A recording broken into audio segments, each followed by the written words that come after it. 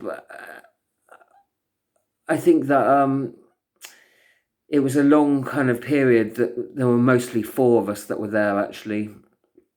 And in terms of our relationship with each other, I was naturally very close to Peter because we were similar age. I was 3 years older than him.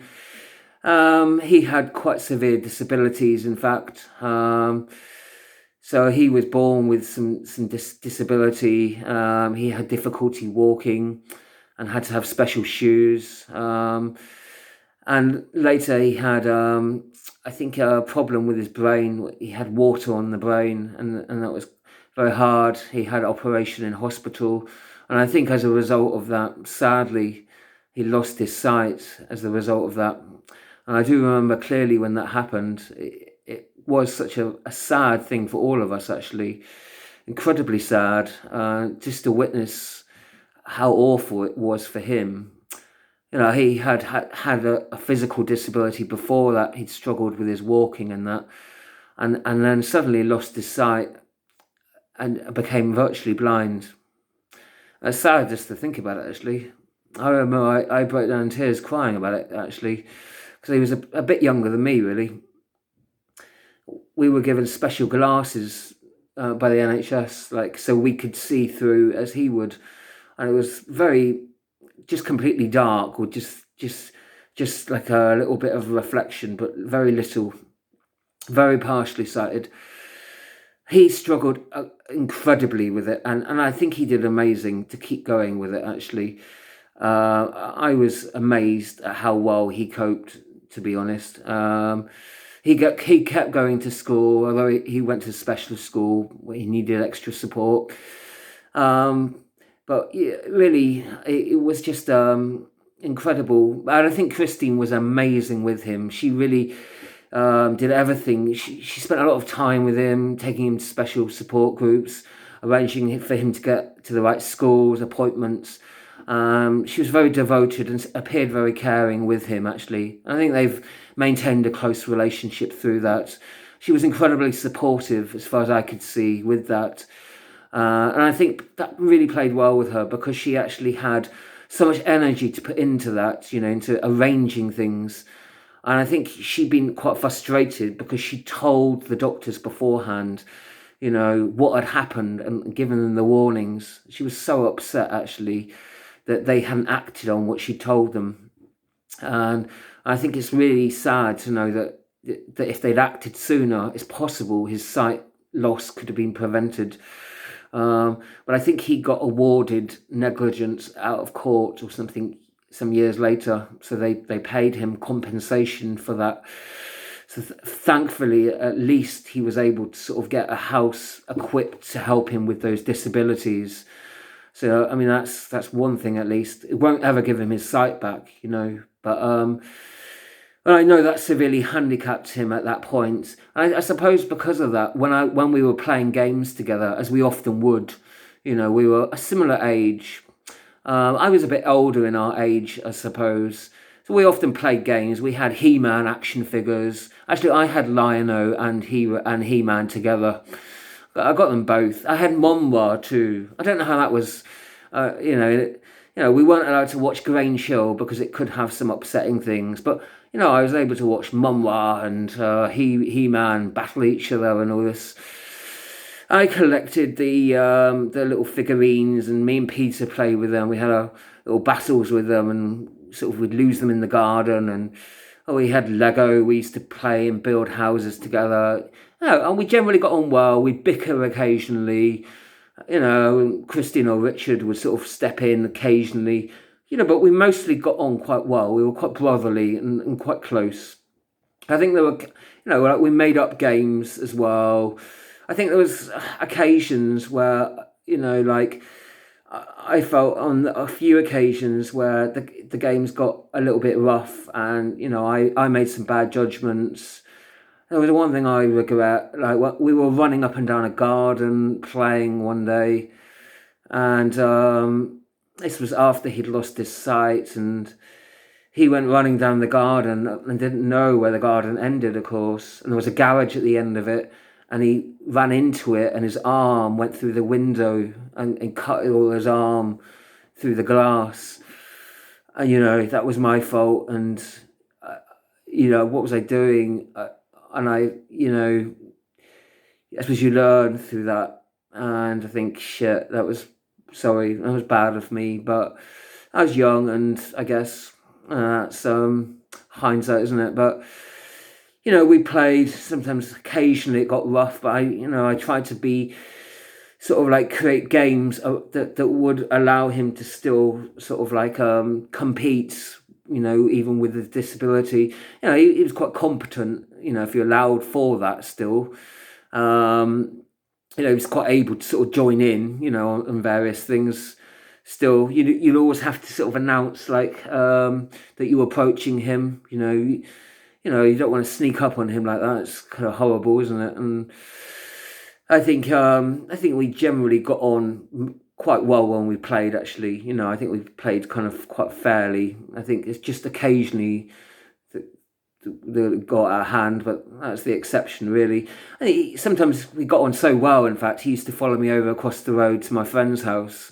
Like, he wanted to play computer games too on the Amstrad, and I didn't like that actually, because I kind of liked just me and my friend being together, really. And so I did like being around Peter. Actually, he was kind of fun, but I felt like just because I was 3 years older, I was having to sort of be like big brother a bit more, and sort of like, so I had to tone down the game a bit. And but so I resented him being around with my friends, just because it meant we sort of like couldn't be sort of like as hyper, or like we couldn't sort of do the game as much as we wanted. But so we sort of lost temper with him a couple of times, but mostly I think even when he came over, the three of us got on all right actually. And like, we took turns in playing the games on different levels, so sometimes we worked it out actually. And so sometimes it worked out, and I think me and Peter generally did get on actually, as mostly. And where because we're sort of playing toys with each other. And I think when we got a bit older, I think it's perhaps different, and we spent a bit less time with each other.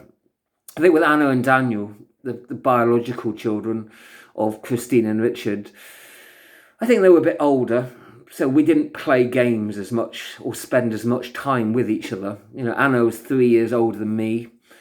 Daniel 3 years older than her, so 6 years older than me. So I think, there was that age gap that we didn't have so much in common, especially when you get to teenage years, where we're a lot older, the different years, we don't have the same friendship groups in common. Anna, I think, we didn't spend a huge amount of time together. I suppose I mostly saw them both at the kitchen table. We all sat around there, we all ate dinner. I think famously, we always remember that no one was allowed to leave the table unless you ate all your dinner. And if you left any of it behind, you ate too slow, you had to go and sit on the stairs. That was their punishment. It's still quite funny to think about that, actually. So you'd end up sat on the stairs, and someone would come around and visit and see you. It was quite embarrassing if it's a friend calling to visit. I only had like my friend opposite, so it didn't happen to me much. But I think Anna was a bit more embarrassed if somebody comes to visit and you're sat on the stairs. But I just think sometimes I didn't want to eat so much. I don't know. A bit funny. I mean, I can understand her position. She wants people to sort of eat all their dinner and not food waste, and to appreciate, things like that. So I do get that. And we had a dog called Sparkle. He was really lovely, actually. Lovely Welsh Border Collie. The family dog. And we all loved her. And she used to round everything up. Oh, awful for the two cats that lived there, KB and Georgie. She chased them awful. So much so that Georgie ran away to an old woman down the road. She couldn't stand it anymore. And poor KB, she stayed and put up with it. And she was forever being chased and barked at around the house, Pretty hard, but she used to fly out that cat flap faster than you can imagine. The dog's head would poke out, barking after her, but it's just different temperaments living together. Just wasn't ideal for the cat really, I think. And she had her revenge when the dog was a bit elderly. I think when she sort of scratched her nose, sort of say, "I've had enough of your barking," to be honest. But yeah, I mean, they had various animals that lived there, and I don't think putting all the animals together so closely always worked out, actually. And I think there was an incident with a rabbit and a guinea pig in the garden, which made me feel very sorry for the guinea pig, actually. They were forced in a little cage together for some time. And I think it was, yes, quite bad, actually, that the rabbit was sort of forcing itself upon the guinea pig and had to be separated. So, yeah, that's poor old guinea pig. But anyway... yeah, we like to sort of like have them in and pet them and sort of like stroke them and sort of comb them. It was nice. And Richard was good like that. He looked after all the animals. He was really, he was out as a full-time worker. He worked in a factory job. I think he was doing admin as well. Many years. He was a very hard worker, out in the days, very busy. I think Scripture Union, it was sort of publishing various things. But through a sort of factory, they were producing and distributing it there. But he was also responsible for looking after the animals. We went on lots of walks to the park, very happy occasions there. And he was very attentive, supervising, looking after us, playing games to make sure that they were fair, helping us to look after the animals, making sure they were fed and watered, exercised and clean and vetted. He did well with all that, I thought. And, helping us to be more responsible, involved with that as well. And so I think that was very good. And where he was there, he was just out and busy a lot of the time. He was a church warden as well. He was busy with that group, and he had his full-time job, and of course, going out to visit friends, I'm sure, and prayer groups and but what time he did spend with us, was always very focused, always very considerate. I never knew him to lose his temper. He always seemed to be very restrained, very softly spoken, very considerate and very kind, actually, to be honest. So, he seemed to be, if ever you were upset and that, he would always take the time to sort of speak to you and that. And I think that's really nice that he would do that, actually. I think with Christine, I think it became more of a strained relationship, actually, as the years progressed, really. I think she was a very strong personality. She's very outspoken. She certainly, there's a lot of good in as much as she's very forthright about setting down ground rules and punishing people. She'd love to shout sometimes, and probably on occasions where I disobeyed things. I think that I can remember lying to her one occasion and saying I hadn't had a shower or something when I had. She had a shower rota. You had to have a shower on a certain day or something, and sometimes I lied to her just so that to avoid being spoken to and shouted at and telling off, and she'd find out and shout more. So I think maybe sometimes that might be merited, but I just think there were occasions where it went too far sometimes, and I think I struggled with some things. I perhaps was a bit slow in learning some things, like tying shoelaces at an early age. I can remember taking and learning to read an analog clock and finding out what hand was what. I ever was sort of like confused by that, and things that would be really simple would sometimes take a lot longer for me to learn. And then that moved on, like in learning spelling in different words and sort of remembering, how you phrase different things in grammar. And, so that sort of progressed, really, that I tended to be quite slow in things. And I think she sometimes felt that I was being deliberately slow and doing it to sort of annoy her or to rile her somehow. And sometimes, like, trying to push me in doing things. I actually do remember one occasion I was reduced to tears. I literally felt like I was at quite a young age, but I really was quite sad at that, actually, just because I was doing my best but couldn't do something.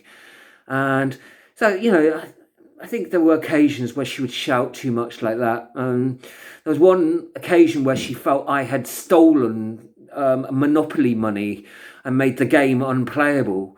And she did sort of shout then, and she came back and apologised at least later and said, I'm sorry, I realised it wasn't you. And um, you know, I think it's natural for parents to shout sometimes. But I do think that it just went too far sometimes. And sometimes the reason she would shout, it just wasn't something I'd done. I felt like. So I think, she did have some anger issues. But, it's difficult because, occasionally it was merited, but many occasions it wasn't, to be honest. But it's really hard to generalise because there were probably times when she wasn't like that. And there were many more times, in fact, that she wasn't, where she'd talk to you quite normally, she'd be quite, wanting to get to know how your day was, to be quite positive and encouraging, and I think she was quite supportive in one sense. It seems really kind of contradictory almost. Very emotionally supportive and caring. In one sense, she was some of the time, actually. Like I said, she'd find different groups for you to join. She'd want to talk to you about it and find out how it was. And other times, she could be furious, ranting at you. Sometimes you might have done something small to annoy her. Other times, there was no real reason, and you don't know what. And so, yeah, I found that kind of inconsistent, really, and I just found it very hard to deal with, I suppose, really. And I found, like at school, my coping mechanism really was keeping quiet, keeping stumm, really, I suppose. That seemed the best method through it, really. I suppose I didn't invite anybody back to the house. I never did. There were rare occasions when I did, but as a rule, I didn't really. So I didn't, I just didn't feel it was a good environment because of the amount of shouting that happened there. I didn't feel it was something that I liked, and I didn't feel I wanted anyone else to witness or be part of it, actually. But I think it's hard because I don't want to sort of portray it as being that all the time or only that, because it wasn't. I think that it certainly was that over a long time, but only still occasionally, but over a long time. And it was enough to sort of cause me concern and problems, but still not enough to prevent me from functioning and still having some sort of life, because I think it was confusing in as much as she could be very supportive, but also quite, very destructive and very angry and very accusing. And so, but I think as well, Richard was very supportive when I did see him, very attentive, and his mother certainly so. And I certainly wouldn't be here without her support. She was very devoted, and she provided, in fact, a safe haven for me to go and visit once a week, where nobody would shout at me, when no one would give me any kind of punishment that would upset me. Or she was very kind and very nice to me, and I think she felt quite sorry for me, actually. So, she sometimes witnessed all the shouting that I sometimes took, and she'd reward me with a little box of chocolate biscuits, and we'd watch the Antiques Roadshow and The Bill together, and I'd go over there after my swimming lesson. Christine enrolled me on each week, and she'd sort of, mollycoddle me and give me all that motherly support. And yes, it was very nice, actually. I look back very fondly with memories with her and think she really, when I look at it, was actually the motherly, nurturing role. She really played that as much as she could. But I kind of look back at Christine and think she really was a tough, macho kind of figure, actually. When I look back at her, she went out, she worked full time, she was a strict disciplinarian, she went too far. Her punishments sometimes were a bit too strict, and sometimes not at all understanding, and I think she was very macho, very masculine. I didn't really feel that effeminacy from her in the same way. Strangely enough, actually. So yeah, I kind of think that's a bit odd. But there were very many good things that she did contribute, and I wouldn't be the person I am without those good things that she provided. A lot of wonderful things, oddly enough. And people are complicated. I've struggled with it, and I think I probably am a complex person too. Thinking about it, I'm sure I've done a lot of good and bad to others, and I'm sure I've got my own mental health problems too, and I no doubt have taken out my anger on a huge number of different people, perhaps not the same person, but then at the same time, I've not been a carer for the same person for such a long time. I've kind of been carer for lots of different people over short periods of time, so it's different, really.